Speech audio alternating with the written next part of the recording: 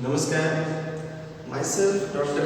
Kumar Meshram, Department of Sociology and Social Work, Bharati Vishwavidyalaya, Durg, Chhattisgarh, welcomes you all in today's lecture of research methodology.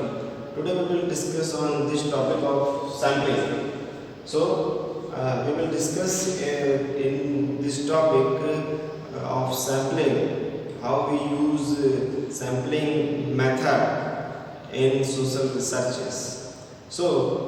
We will discuss about what is the process of sampling. We will discuss about what is the phenomenon of sampling to understand the importance and the procedure of sampling in social researches, how we use it, and what is the importance of sampling in social researches, and how we apply this process, and with this process how we study and how we make our study more appropriate and simple through this technique. So first we will discuss it in English and then also in Hindi. Let's see what is the sampling. So we have understood that we have to elect a research area for our research topic.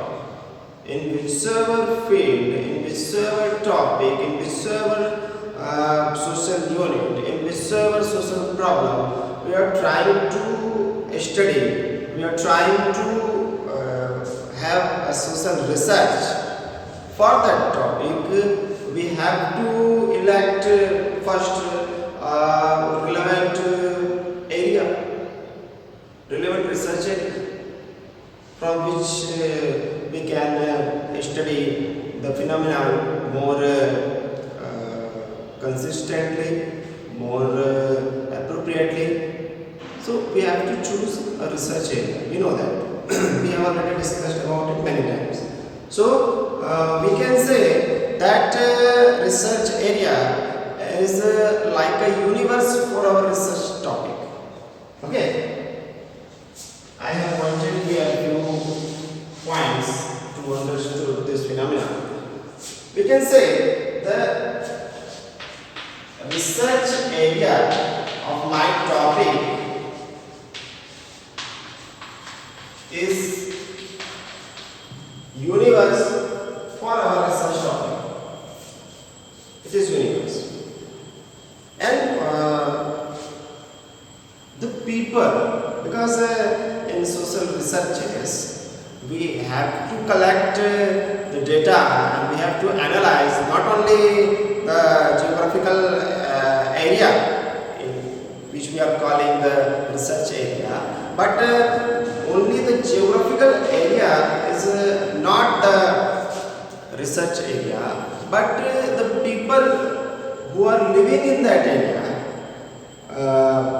interconnected, interrelated between the social interactions, between them, the social relations are formatting, and the process of social relations and many kinds of other social processes are running simultaneously with their daily life, with their specific works and deeds. All their lives are surrounded by, we can call as a social life.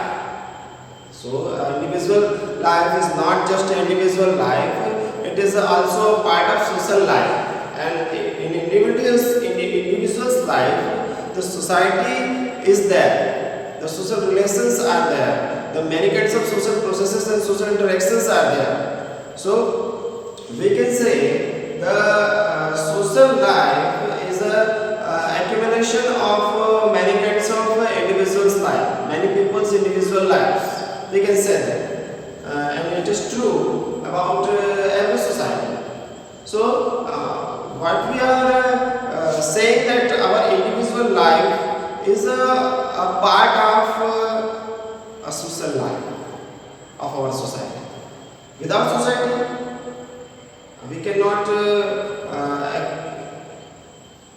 imagine our own individual life, because we are so much related to the society that without the society, we cannot imagine and we cannot manage our own individual life.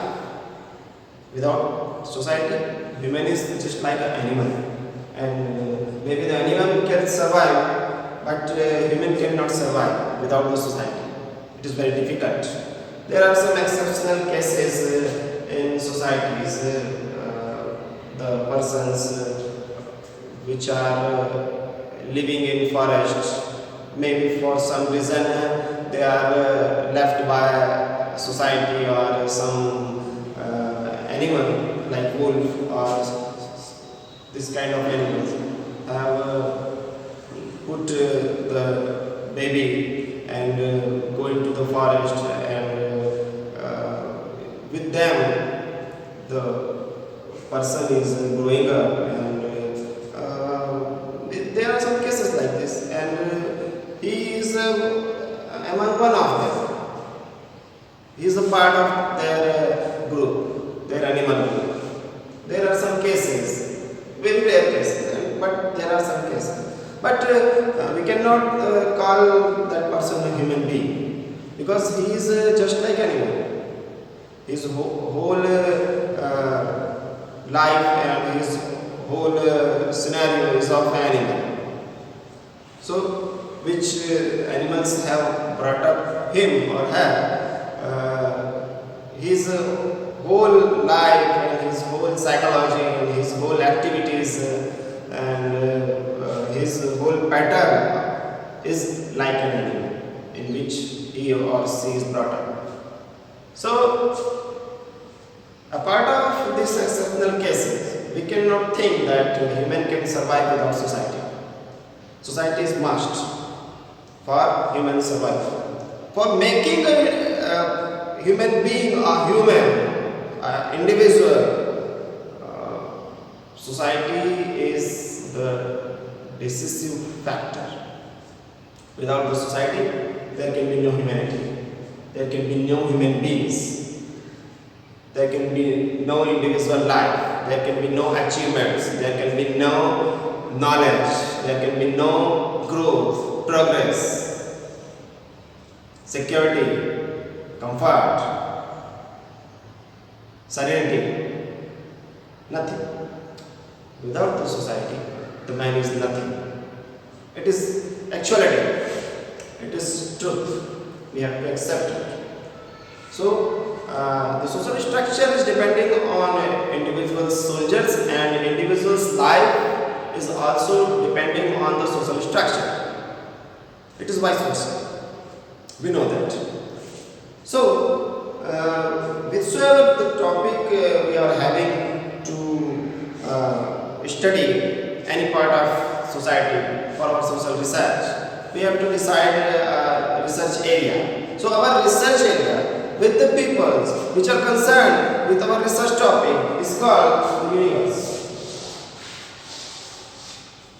So, research area with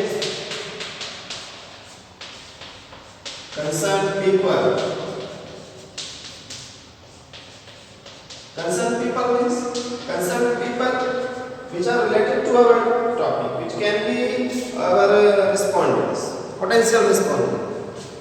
So in universe we can find our potential respondents for our study, whichsoever the topic we are having in our social researches. So our the respondents are our research areas concerned people with the potential of being a respondent for our research topic. As whichsoever the topic we are having, whichsoever the social unit which we are studying, the related people with that social unit, maybe a social group, maybe a social community, maybe an individual, maybe a family, maybe a small group, whichsoever is the case, or maybe a social incident, or maybe some social problem which is lightening the society, and a burning problem also. which we are having, just like unemployment, just like crimes in our society, just like any other burning issues, the prices which are increasing of goods and many other political and social issues which are burning and which are affecting individual and social life very much. So these are the topics which we can study, and we cannot study a big large scale of people. It is not possible for an individual to study a large scale of people simultaneously in giving time period or certain kind of situations, because every individual has its limitations, and every individual which is researching, so he has given a certain time period for research. He has to manage economical and social life according to the situation also. So the economical resources, so the time, energy, and the situations which are occurring in his life and which he has accumulated for his research is limited. So the limited energy sources and limited other resources, we cannot study a large scale of people. It is difficult. So for that condition, because society is a vast phenomenon. Okay, community is a vast phenomenon. This earth is very big. We have many countries, and it is very difficult to study a large scale of people for a single individual or a single researcher. So we have to decide that what kind of the process we can have to study a large scale of people, a large scale of society. So we can study the large scale of society, large scale of people in a certain time period, and we can analyze the response of them and to have a conclusion out of this whole study for that particular topic or problem or social incident. So this is the process of social research. We have to do it, and with the large scale of people, it is difficult. So we have the sampling technique, the solution of it. The sampling technique. In sampling technique, we have to decide our universe first. We already decided our universe. We have to have a social topic which we have chosen as our research topic. The social topic which we, the social unit which we want to study, that social unit related to some kind of community or some kind of area. We know that. So the potential respondents are our universe with the area, which we want to study. The peoples with the area itself is our universe. And we have to choose from this universe the appropriate units from this universe which represents universe character.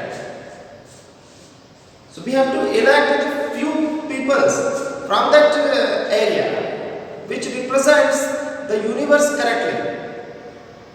And the units which we have taken as a study is also should be appropriate for our study. So appropriate number of peoples related to our research topic which are living in the research area which we have taken as our research area for study. So that potential respondent we have to choose. Okay. Just like if we want to purchase 50 kg wheat, we have to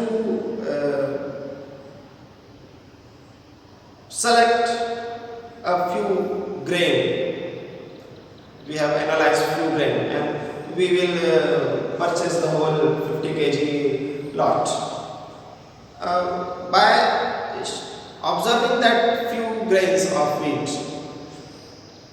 okay, we don't analyze the whole 50 kg wheat, spreading and studying.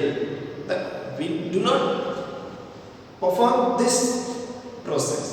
The process is few grains, I will put it in my hand and observe it, and if I am satisfied with the quality and the observation which I am taking, then I can choose to purchase that lot.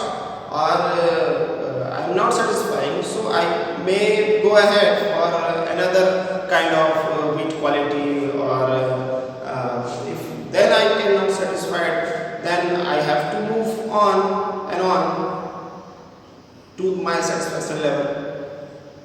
We are doing that. We are doing in all kinds of shoppings, in all kinds of purchasing. We want to satisfy ourselves with our needs. So we have elect few things to understand about the whole thing. So this is so. So this few units are representing the whole universe.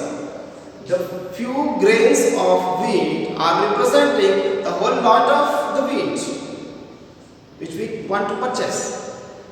So we have to analyze the whole lot of whole 50 kg wheat grains.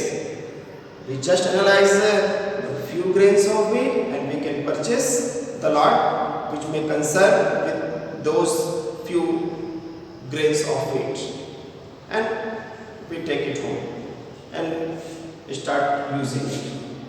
This is simple.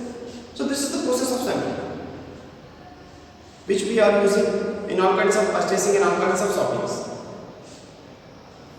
So the sampling process is related to our daily life process. In sampling process, we are electing appropriate units from universe which represents universe correctly. So this is the process. So from universe, with the sampling process, we have elected the appropriate samples which are representing universe itself and representing correctly the universe. Appropriate units. Only appropriate units are represent universe correctly, nor whole units or nor just few units. If we are concerned with social researchers, very few units or very large units do not represent universe correctly. Appropriate number of people which are concerned with our research area can represent correctly our universe which we want to study in our social research. Okay, so this is the process of sampling. We are also discussing it in Hindi. In next part we will discuss more about sampling. There are many parts of sampling and many things to be discussed about the sampling process. This is the only introductory class about sampling and how it works and what is the important, what is the process of it. तो हमने देखा कि निदर्शन की प्रक्रिया क्या होती है, हमने इसे समझने का प्रयास किया। फिर से पुनः हम इसे समझने का प्रयास करते हैं कि निदर्शन की प्रक्रिया में होता क्या है। निदर्शन की प्रक्रिया का उपयोग हम अपने दैनिक जीवन में भी करते हैं। हम जब भी कुछ लेने जाते हैं तब हम यदि मान लीजिए 50 किलो हमें गेहूँ लेना है तो हम गेहूँ के कुछ दानों का ही प्रयोग करते हैं, अवलोकन करते हैं। दाल लेने हम जाते हैं तो दाल के कुछ दानों का हम अवलोकन करते हैं और उसकी क्वालिटी के दायरे को समझने का प्रयास करते हैं और हमारे बजट के अनुसार जो भी हमें पसंद आता है और हमें बेहतर लगता है उसे ले लेते हैं। हम 100 किलो गेहूँ को या 50 किलो गेहूँ को पलटा के नहीं देखते हैं या 5 किलो दाल को पलटा के नहीं देखते हैं कि उसकी क्वालिटी कैसी है।